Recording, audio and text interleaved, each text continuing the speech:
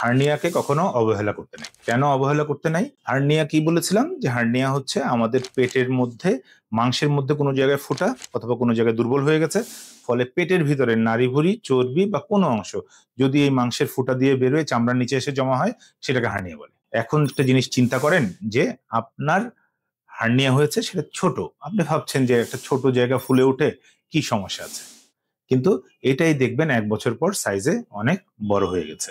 যদি common sense খাটাই আমরা যে একটা ছোট জিনিস রিপেয়ার করা সহজ না, একটা বড় জিনিস রিপেয়ার করা সহজ। এই রিপেয়ারের ব্যাপারটা আসলো কেন?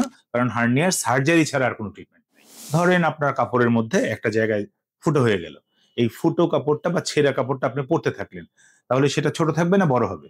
নিঃসন্দেহে দিন দিন এটা বড় হতে থাকবে। আমাদেরও তাই, যে কোনো জায়গায় হার্নিয়া হলে সেই হার্নিয়াটা দিন দিন সাইজে বড় হতে থাকবে। মনে রাখবেন যে যত সাইজে বড় হবে মাসল উইকনেস তত বাড়বে।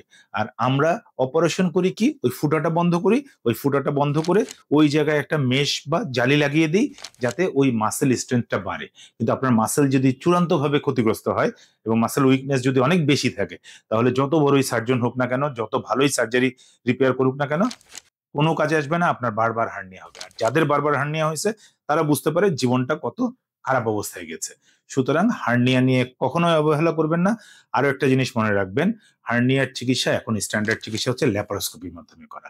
কোনো কাটাকাটির ব্যাপার নাই, ছোট 2-3টা ফুটা করা হয়, এই ফুটার মাধ্যমে এই একই জিনিসই ওই জায়গাটা রিপেয়ার করে ওই জায়গায় একটা জালি বা মেশ দিয়ে দেওয়া আসা হয়, এবং এটাই এখন ওয়ার্ল্ড ওয়াইড স্ট্যান্ডার্ড চিকিৎসা, গোল্ড স্ট্যান্ডার্ড।